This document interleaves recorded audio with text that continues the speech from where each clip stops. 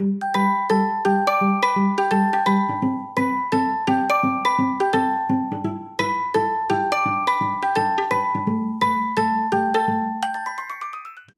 back to Fulfillment Therapy. Today we have a special guest, Jenedy Paige, who is both a professional oil painter and American Ninja Warrior athlete.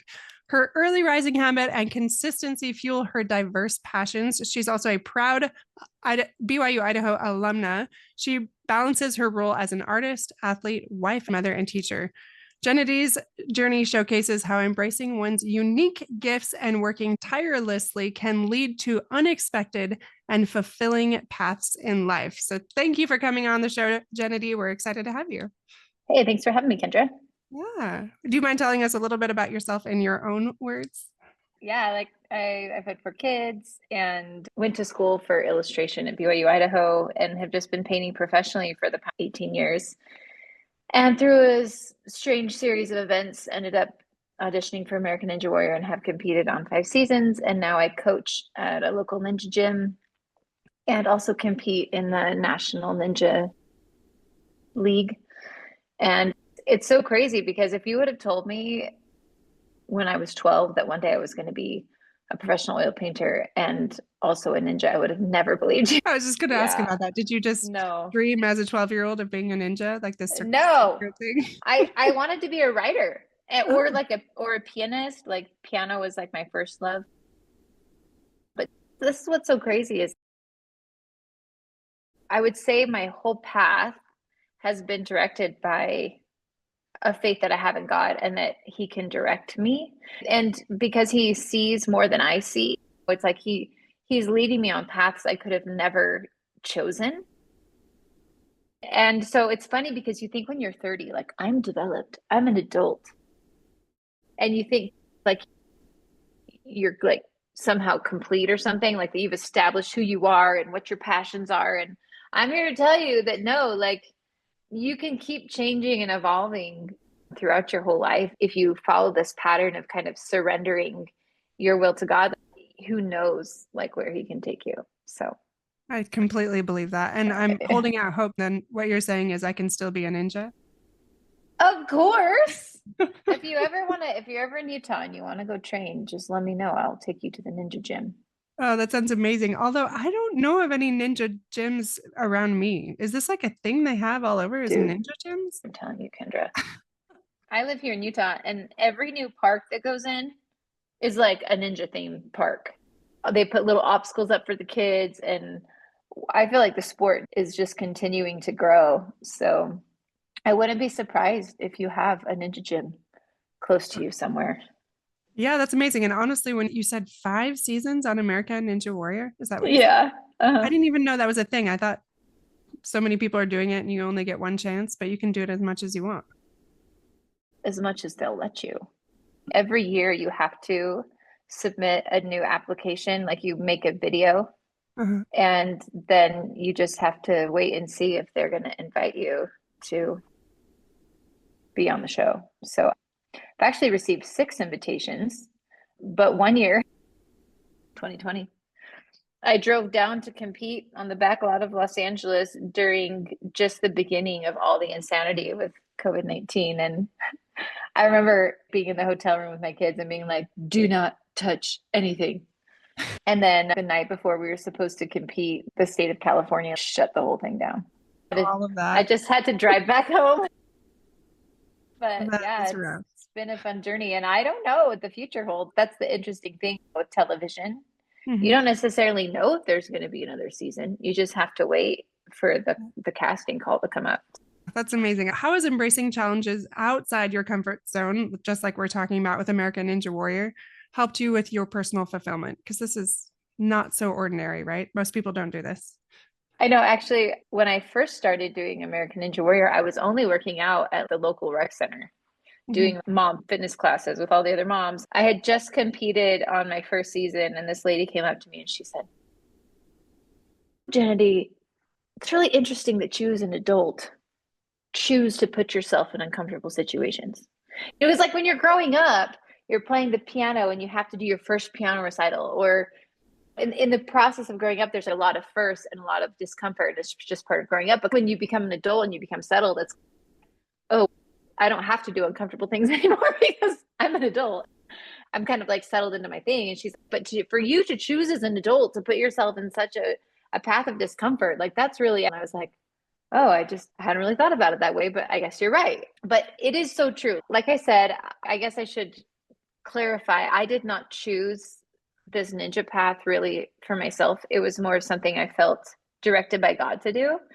And so it has been so uncomfortable. I was at the climbing gym one day and I had this impression, you should apply for American Ninja Warrior. And I was like, no, that's crazy. I had watched the show and my husband and I had literally had this conversation one night. Hey, would you ever do that? No. Would you ever do that? Absolutely not. So it was weird that I had this feeling, right? But this is the thing, God is so persistent. And I think we all know what it feels like to have a feeling like we should do something. And then we resist it because we don't want to do it. But because God is so persistent, that feeling comes back and it comes back and it comes back. And I finally just had to pray about it one day. And you offer this prayer that you never think that you're ever going to say. And prayer is, okay, God, keep having this feeling. Want me to apply to American Ninja Warrior? Yes. And I'm like, why? But because he has asked me, I have to do it. So I apply. And then after I apply, I tell my husband, you know what? I should probably take classes somewhere. I don't think they're going to call me, but if they do, and I haven't even trained, I'm going to look so dumb. The closest ninja gym at the time, this was 6 years ago, was an hour away. And I had to drive at 6 p.m, rush hour traffic through Salt Lake. And by the time I got to the ninja gym, I would be sweating like down to my first rib cage because I was so nervous. And then you walk in there, and it's not like at this time they have mom ninja classes.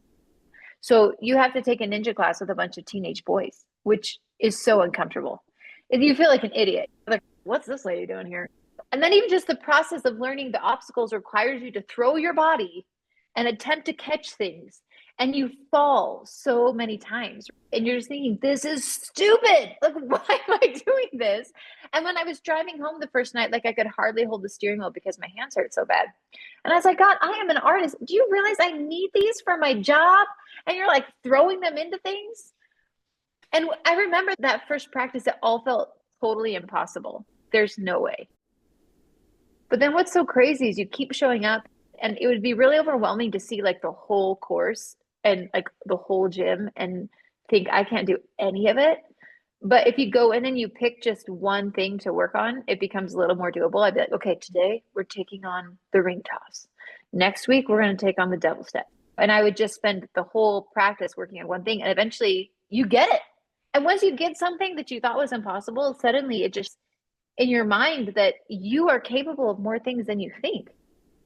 It becomes a metaphor for life. And so that's one of the things that I've loved about competing in the sport is that it constantly challenges what you think is possible. Even now that I've been doing this like 6 years, like when I first started doing ninja, I would do a lache, which means you swing on this bar and you throw your body 6 feet and catch yourself on a metal bar over here. So at first, impossible was 6 feet, right? But then I threw 7, and then we moved it to 8, and then 9, and then 10, and then just this year at 40 years old, I got 11 feet. And you're just like, dude, the realm of possibility just keeps on going. And so I think that's one of the things I've been so thankful about in being involved in this sport is that it's caused me to think bigger, not just in like my physical capabilities, but also in my professional world. And it's caused me to want to encourage other women to do the same thing. And so just this past January, I started a mom ninja class. And it is so fun to now encourage other women in this same path. Does that answer your question? Oh, yes. So inspiring. And I really wish you were in the Boise area so I could take your class, number one. That sounds amazing. We love to play in my house. And I'm not like a great rock climber, but we do that. I do a lot of working out, but all of those things sound amazing. Plus the title of a ninja. How could you not want to do something like that? It gives me a little bit of street cred at the elementary school, a little bit. You said several things though that I just thought were amazing. You said, think bigger, and you fall so many times, like that analogy for that, like just keep getting up. And Then praying to God. I love that prayer. I'm going to need more support, like how we can apply that also to other things. And then last but not least, you are capable of far more things than you think. And just again, how you can apply that to so much. And you're doing it again in that, I don't even know what stage of life we should call it. What, the second stage of life beyond The fourth kid decade. stage? That's so beautiful. Oh, I was just going to add, it's almost easier to believe that you're not capable. Yeah. It's easier to say, that's not possible for me. Yeah. Because if you just say, that's not possible for me, then that's your excuse for not trying. But if you instead choose the harder path of believing that I believe we are children of God. And if you're a child of God, what is there to stop you? And so that's the harder perspective to have because it means you don't have an excuse anymore. It means that you actually get to put yourself in uncomfortable situations and then see and expect growth to come from it. I was listening to something recently about somebody else that was talking about how we are children of God and that he's literally embedded in our DNA. And that put it more into perspective. I have real royal DNA and I still hesitate. We all do. But just thinking of it on that level, from even a microscopic level, we are so capable, but we don't often challenge that. So I love that you're speaking to that. And I got to add a little bit of it because for those of that are watching on YouTube, they can see that Jenedy is now doing artwork as we speak, painting. So tell me a little bit about that. Like, how are you balancing that with motherhood and any advice you have for others that are wanting to pursue those passions? Yeah, it is a daily effort and struggle. I remember, so I had this really beautiful experience when I was first becoming a mom, my first baby. And I was up in the middle of the night with him, and I had fed him and changed him and tried to burp him, and he was still upset. And it was like 3 a.m., and I'm looking over at my easel that I hadn't touched in a couple months. And I had this brief moment of like resenting this small creature that was keeping me from something that I love so much. Yeah. And then in that brief moment, God was like, "Excuse me?" And, and I had this class on the writings of C.S. Lewis when I was in college. There's this probably one of my favorite quotes in the whole world is the last paragraph of Mere Christianity. Mm-hmm. And in it, C.S. Lewis says that there must be a surrender of the self. There must be a real giving up of the self. You must throw it away, so to speak. Nothing within you that has not died will ever be raised from the dead. And I remember reading this in college and being like, but what if my greatest ambitions and goals are like to help God? Why would I have to surrender that? And then there I was at 3 a.m, and that quote came back to my mind, and all of a sudden I got it. And I was like, oh, yeah. So you may think that being an artist is the most important thing, but it's not. And you need to surrender that dream because this little human that you are holding is more important than any painting that you'll ever do. And so in that moment, I surrendered my art career. I was just like, okay, we're going to let it go because this human, this divine soul that I have here is more important than any painting that I'll ever do. So God asked me to surrender it. And I did a painting that's really depressing called Letting Go, where my hands are open and my hair's down. And it's like this big painting about surrender. And it was like the last painting I was ever going to do. So dramatic. But then it was so crazy because 6 months later, my son developed a sleep schedule. And all of a sudden, I could paint. Like at 2 hours in the afternoon, it was like, oh my gosh, don't do dishes, don't do laundry, just like run to your easel. And so God asked me to surrender, but then he gave it back. But I'm so thankful for that lesson on perspective and priorities at the very get-go, because I would only get that little boy for 3 years. And I didn't know that at the time. And can you imagine if I would have constantly been fighting, like, when am I going to paint? When am I going to paint? And then at the end of it, if I would have been like, oh my gosh, I only got 3 years and I was worried about painting. And so I had that lesson. And so very clearly, God established to me, this is what's most important. This is second important. And so that's how I've handled this. So when my kids were super little, I started getting up at 4 a.m. so that I could paint until they woke up at like 7 or 8. Man, you get 3 or 4 hours in before your kids even wake up and you feel like a champion and you feel like, let's go take on the rest of the day. I already got my painting done. And so that's one way that I've juggled this. But I will say that being a parent is, it's like a living thing. And it's constantly ebbing and flowing, and your schedule is always changing as your kids grow. And you can't really set anything in stone because your kids will not allow it. Even my 4 a.m. painting, I had an early riser daughter who would come down to the studio at 5:30 in the morning. And you're just like, like you'd hear her little footsteps coming down the stairs, and you're like, no, go back to bed. And so you have to adapt. You're like always adapting. And so even in my current life where my kids are at school most of the day, I'm always adapting my schedule because now I have not just painting, I have podcasts, I have to run a business, I'm organizing a conference. And so my goal now is, okay, I just need 4 hours. That's it. So sometimes I still come to my studio at 4. Sometimes I do other things first thing in the morning and then I come here at night. But I feel like if you want to be a parent and then also pursue a passion, you have to set a goal, like a standard you're going to reach for, but then allow for flexibility. If your plans get derailed, don't let it kill your dream. I think there's opposition that is so quick to tell you, like, you were going to be an artist, but now your kid's going through colic, so there goes your dream. Or you were going to get up at 4, but now it's the summer and your kids are not in school and they're staying up until 10. Guess you're not going to paint during the summer. The excuses are so strong and convincing that you have to hold to your goal despite all those excuses that are going to come. If we move things around in the schedule, we could maybe paint at 2 in the afternoon. Or it's like, I often talk about that in my life, I have like these time cards. There's the mom card, there's the wife card, there's my religious responsibility card, there's my painting card, there's my ninja card. Okay, so maybe like 5 or 6 cards. And they get shuffled like every day, but I just make sure that I play the cards. Yeah. So that's the best way I could explain it. Love it. And it speaks to so many of us, especially, like you just said, with those time cards. We have so many roles that we're playing, and it's so difficult. I can speak from personal experience to shuffle those. Like, for example, when they have random snow days that shouldn't be snow days and they are getting sick, and it's just, okay, then you have 4 days in a row of not being able to get to your things. It's hard not to be filled with resentment or frustration and bounce back from that, but remembering your priorities, the things that you value the most. I love how you keep going back to that. And that quote, so beautiful.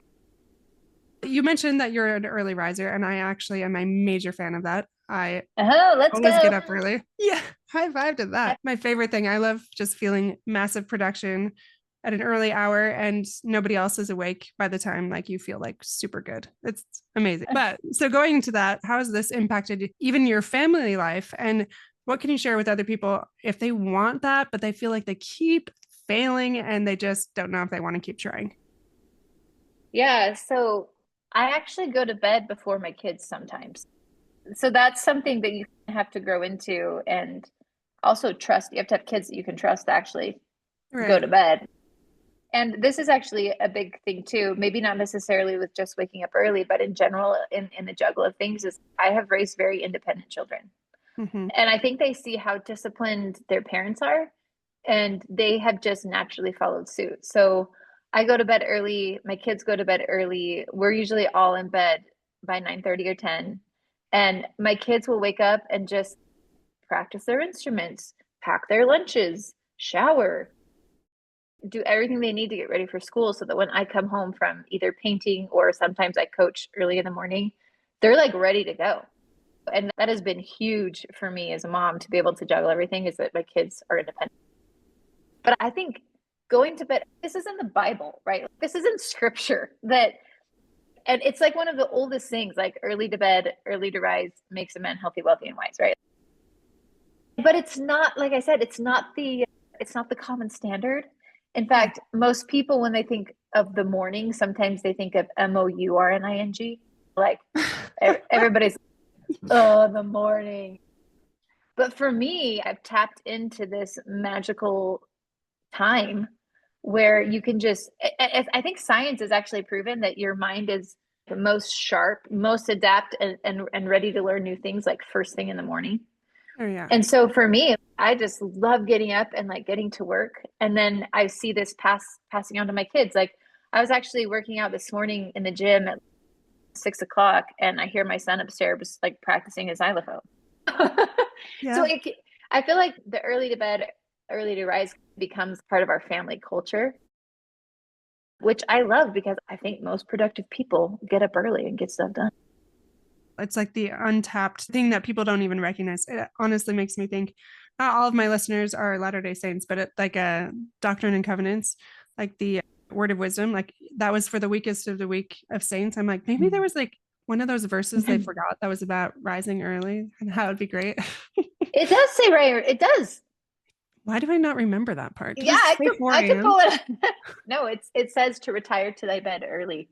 Oh, okay. I do remember that Yeah, part. that your mind might be invigorated. Maybe I was looking for more in depth. Like you specifically have to rise at 4 a.m. You got to do this. God doesn't give us specifics like that. Sometimes I would appreciate it. Just a little I bit of know. a manual. So you gave us a little background on the early rising. What about, okay, I don't know if you're this way, but I'm very much this way. I struggle to relax, like that downtime, like just being able to unwind and detach, just let go. What tips or advice do you have for any parents that are in that same boat? They are super productive, really capable, but then just to stop. I've learned to embrace back. What I thought you were going to say. I actually go to sleep really easy. Yeah. I think because I wake up early and then I'm so active during the day, like I don't have a lot of downtime. And this is the thing though, is like I enjoy everything that I do. Like I love doing the ninja thing. I love volunteering at my kids' school. I love coaching. I love painting. I love creating videos about my work for social media. I love everything that I do. And it's all work, but it's all things that I enjoy, which I realize I'm very fortunate in that case. But it's also a very demanding schedule. Like I'm not ever really sitting and scrolling. I also don't watch a lot of TV. Like I don't have that time because it's either, hey, do you want to spend time with your kids and read Harry Potter out loud, which we're currently on book 7, trying to finish up that series. But if I turn on the TV, I just fall asleep. And I don't like falling asleep in front of the TV because then you get up and then you have to re-fall asleep, which Yeah. can be hard if you're going to brush your teeth and stuff, wash your face. So I just recommend get enough sleep at night. That's important. Like I recommend getting at least 7 hours and then have a full day and then just really enjoy your sleep. Because if you have that full day, like for me, as soon as I hit the bed, I'm out. I'm gone. I also don't take caffeine. I'm guess like what would you call like a natural athlete? Like I believe in just eat healthy and exercise and then I just have the energy that I need for the day. And I think because I'm not taking caffeine, that's like not an issue for me. So relaxation, take baths, and then get enough sleep. That would probably be my best advice. I wanted to add, I didn't get to add this to your last question about waking up early. For those that feel like it's impossible for them, I really have seen the power of 5-minute intervals, right? Because I have twice a year where my clock changes and it's really annoying to me. But how do I deal with that? If you just do, okay, I'm used to going to bed at 10. Tonight I'm going to bed at 9:50 or 9:55. And then I'm used to waking up at 6. I'm going to wake up at 5:50 or 5:55. And you just slowly move the clock. Suddenly your body gets used to waking up at 4. Like often my body just wakes up. I'll wake up before my alarm because my body has been trained to do it. That's also what I do. I even have carried that into the weekends because I realize that even if I go to bed late, I still wake up around the same time because my body's so accustomed to I it know. that I I'm like, know. whatever, I'll just continue the pattern. You just talked a little bit earlier about your child that you only had with you for 3 years. Do you mind sharing some of that story? Yes, I had 2 little boys at the time. They were both born in Los Angeles. And then my husband decided to go back to school and get an MBA. So we moved to Tucson, Arizona, and we moved in with my parents so that we could afford grad school. And then they had a pool, and my mom was so nervous about it. And I was like, Mom, it's fine. We've got alarms on all the doors, and we've got all these fences and safety precautions. But one morning in the fall of September 26th of 2011, my son fell into the pool. And then he was revived, and we spent 7 weeks in the ICU. And it was heart-wrenching.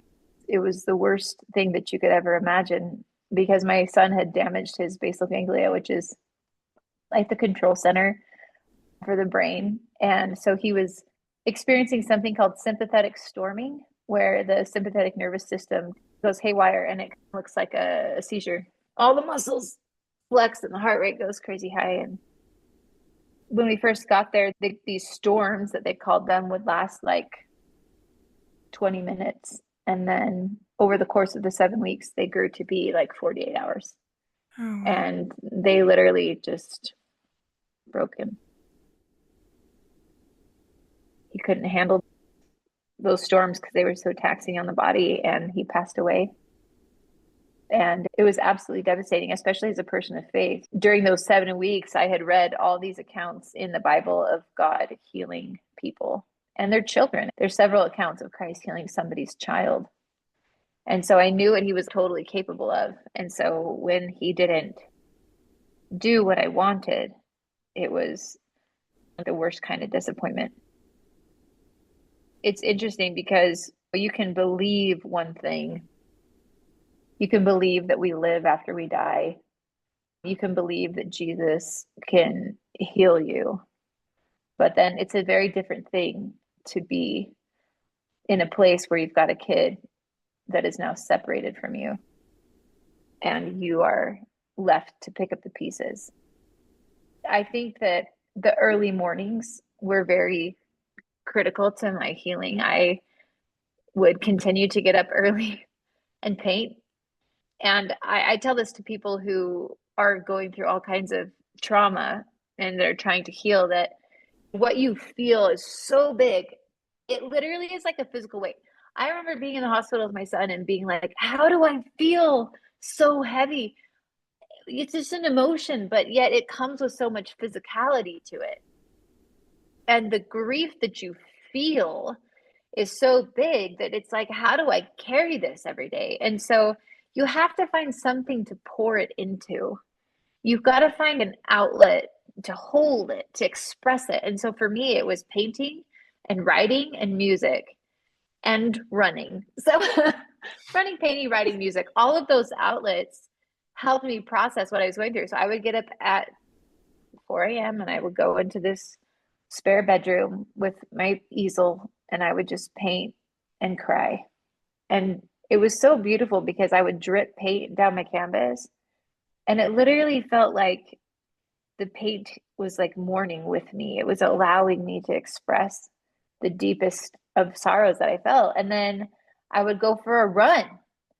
And up to this point, running for me I've been a casual fitness thing, but all of a sudden when I had so much to process and all this emotion to hold, it was like so intense because it became another way for me to put the grief outside of myself, find somewhere to place it. And even lifting, like weightlifting this is something I discovered after losing my son, was so beneficial because you're lifting this weight and as you resist it and you feel that resistance and it like feeds your spiritual grit. The physicality of it for me also strengthened my soul. I believe I'm a dual being, both body and spirit. And in that duality, I feel like as you strengthen one portion of you, it enhances the other. So work on strengthening your spirit, enhances your body. Strengthen your body, it enhances your spirit. And so for me, part of my fitness journey was definitely affected by my grief because it became like this other outlet that I could pour it all into. And then it changed my art so much too, because I ended up doing all these paintings that had to do with grief. And it's become like my origin story, really, because I feel like I was totally destroyed and God had to rebuild me. And so I really am like a totally different person today than I was before. I appreciate you speaking to this, especially something that's heart-wrenching. How long ago was it, by the way, Jenedy? My son passed away in November of 2011. He was my oldest, so he would have been 16 today. So sorry to hear that. I have never had a child pass, but that is one thing that I have mentally visualized so many times in my life because I lost my brother and my dad. Yeah. I'm so sorry. At the same time, was it an accident or different occurrences? No, different occurrences. My dad I Mm, lost when I was 5, and then my brother was a few years ago. Yeah. But both of those things, they shape you. So much complicated grief with both of those, as one as a young child, one as an adult, and just you keep then almost expecting death at every corner, just also wanting to prepare yourself for it. And the thing that I've always been most afraid of is losing a child, knowing that I could probably handle something else again. I've experienced it, I've lived through it, but for listeners, we've all had different things happen to us, but death is rough. It's one of the biggest ones in the spectrum of things, I think. And learning how to get through that, especially with your child. I don't know that learning is the best word, but how you did, like, how did you say it?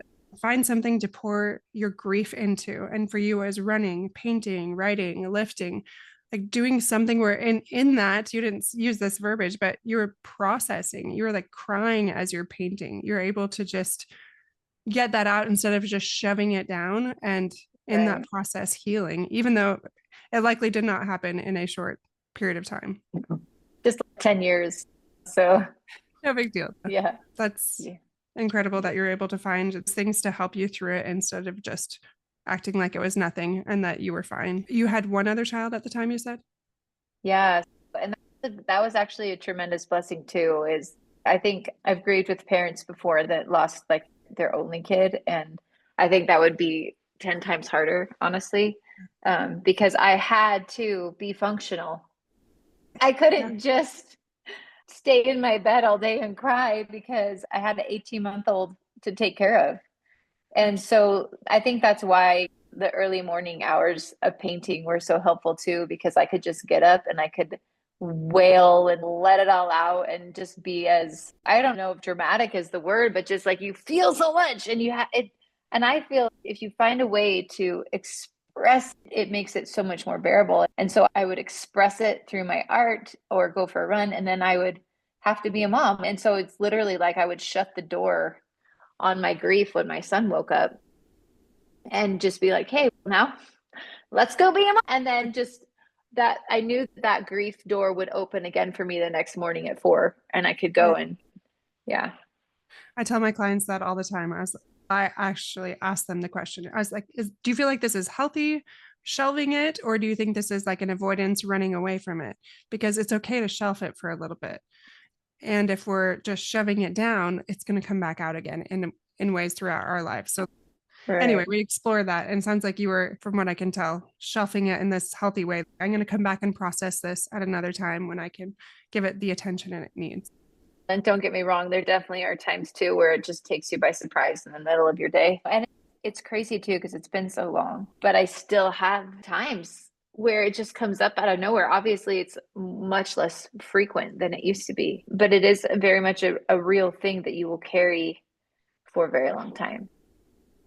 But it's so beautiful though, because I really do feel like while the burden can't be lifted, I feel like God has strengthened me to be able to bear it better.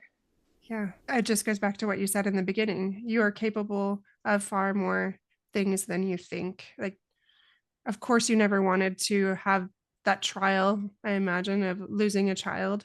And yet you're capable than far more than you think, and how it's probably shaped you and prepared you and increased your empathy. I'm putting words in your mouth. How do you feel like it's changed you? Yeah, I go back and I see videos of myself prior to my son's accident, and I'm so naive.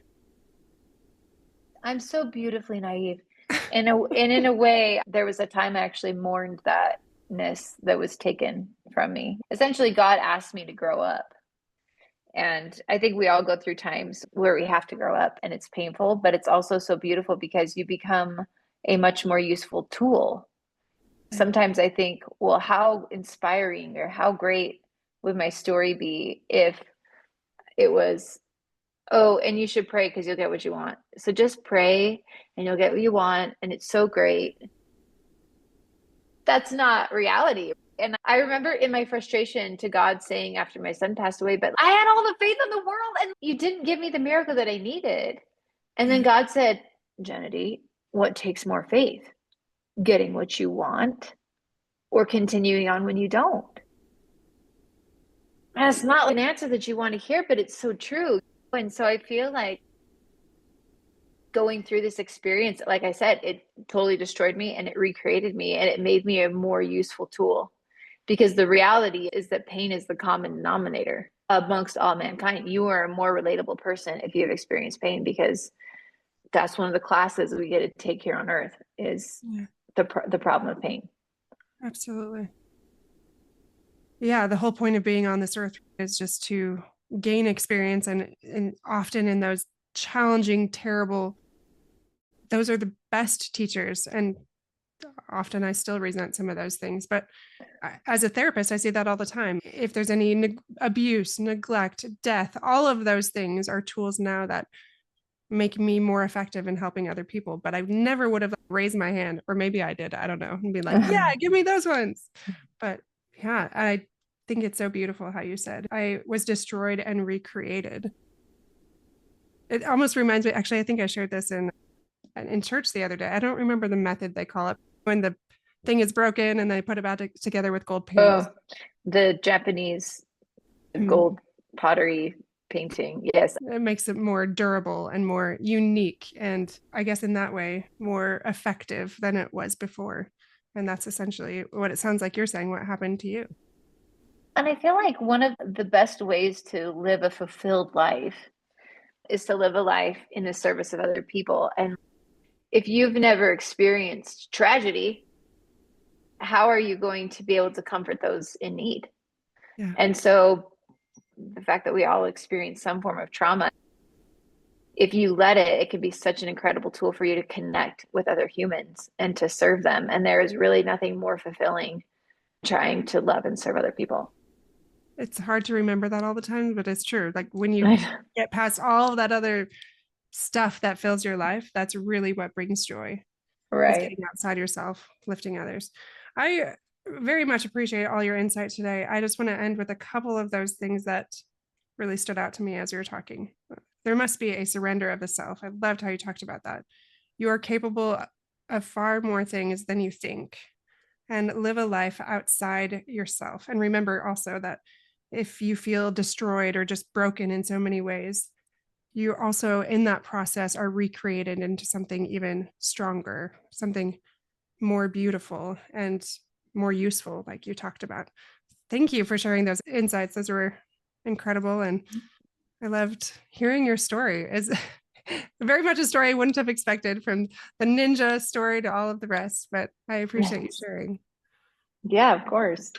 Do you have any other final words, or also where we can find you before we close for today? Yeah, so actually, these worlds of art and ninja have collided. And I'm actually doing a series of paintings right now of strong women. And it's funny because I felt God be like, hey, paint this lady. And I was like, okay. And I was like, and paint her. And I was like, okay, wait, I'm seeing a theme. And then it was like, Jenedy, all these women need to share their stories. They have such incredible stories. And I was like, oh, wait, we're going to make this an event. So September 26th this year, I'm hosting the first ever Strong Woman Experience.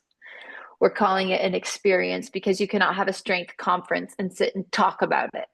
Yes, we will do some sitting and talking, but that will be only half of it. And then the other half will be experiential, like a lab. I will provide a lab where you can try all these different strength building activities. And we're not just talking physical strength, though we are talking physical strength. We're also talking spiritual strength, mental strength. And so the woman that I'm working on right now is a mom of 7. And in the painting, she's juggling balls, but she has way too many balls than she can actually juggle. And there's all these random little hands coming off the side of the painting that are helping her catch those balls. And I'm titling the painting When Heaven Helps You Juggle, because I've seen this in my own life. Like I am always overscheduled to the max, all the balls in the air. But God is so good that as I strive to have him involved in my life, he will help me either by my neighbor or my mom, or who knows, an angel help me juggle these balls. And so this woman is just one example of a strong woman. Sometimes a strong woman is a mom trying to keep all the balls in the air. But I'm also painting an athlete. I'm painting a cancer survivor. I'm painting an amputee. And these women are all such pillars of strength, and they're going to come share their stories in person. And it will be in Sandy, Utah, and the sit down portion will be at a gorgeous venue called the Hale Center Theater. And then the afternoon portion will be at Impact Ninja, which is the largest ninja gym in the world. It's 44,000 square feet. And I'm going to fill that whole space with strength experiences, from aerial silks to hip hop to journaling. I have a therapist coming to talk about how she has seen strengthening your body actually helps you recover from trauma. I have a friend talking about overcoming food myths and also coaching proper lifting form. So it's going to be a very broad event, but I just have such a desire to inspire women to reach beyond what they think is possible. I actually just finished a painting of a girl busting through a brick wall. Yeah. And this is symbolic of breaking down those barriers of impossibility and stepping into what you're actually capable of. So that's September 26th in Sandy, Utah. And you can find more information on strongwomanexperience.com. I also have the handle Strong Woman Experience on Instagram. You can also see my art on JenedyPaige.com. I'm also very active on Instagram, just the handle Jenedy Paige, JenedyPaige.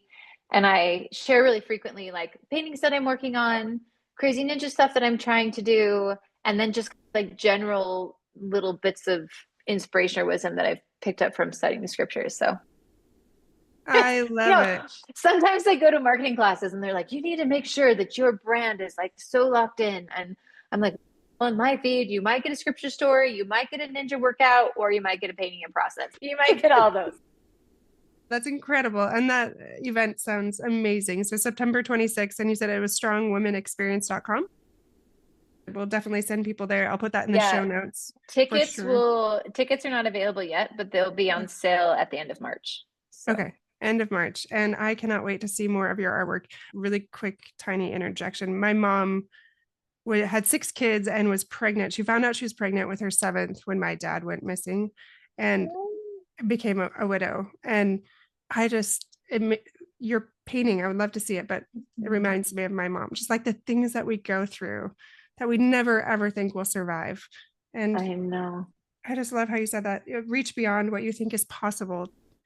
That's very much a message that I try to share too, and that you are speaking to so many women in your sphere of influence. I'm so grateful there's other people like you sharing that same message. So thank you for that. Thank you for coming on the show again, and good luck in all of your crazy endeavors, because Jenedy, it sounds amazing. Thanks, Kendra. Keep up the good work. Thank you so much.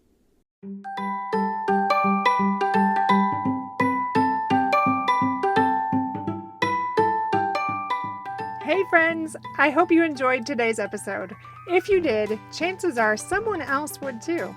Would you take 30 seconds to share this with a friend who's looking for greater family fulfillment? And while you're sharing, tell me what you think about the show by leaving a review on Apple Podcasts. It refuels me when I hear this podcast is helping you. No matter what your house or your hair looks like. I'll meet you back here every Monday and Thursday morning for more episodes. Until then.